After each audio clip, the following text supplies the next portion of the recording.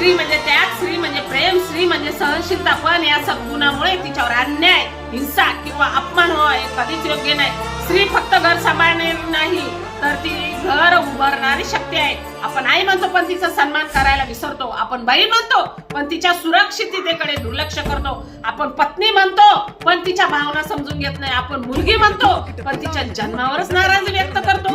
ही मानसिकता बदलली पाहिजे, कारण बदल न केल्यास अत्याचार थांबणार नाही. आज मुलीवर अत्याचार, बलात्कार, छेडछाड, घरगुती हिंसा, कामाच्या ठिकाणी शोषण, लैंगिक गुन्हे असे प्रकार दिसतात. कायद्याने शिक्षा होतात पण समाज बदलण्यासाठी कायद्यापेक्षा संस्कार महत्वाचे असतात. आपण मुलामध्ये लहानपणापासूनच या गोष्टी रुजवायला हव्या. स्त्रीचा सन्मान ही भारतीय संस्कृती आहे. नाही म्हणजे नाही, परवानगीशिवाय स्पर्श, बोलणे किंवा दबाव हा गुन्हा आहे. स्त्रीचे स्वप्ने, शिक्षण आणि करिअर तितकेच महत्वाचे आहे.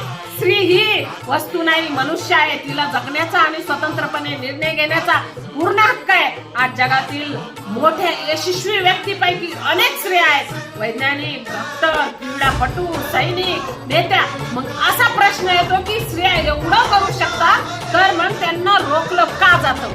त्यांच्यावर अत्याचार का होतात? याचे एकच कारण चुकीचे विचार आणि चुकीचे संस्कार.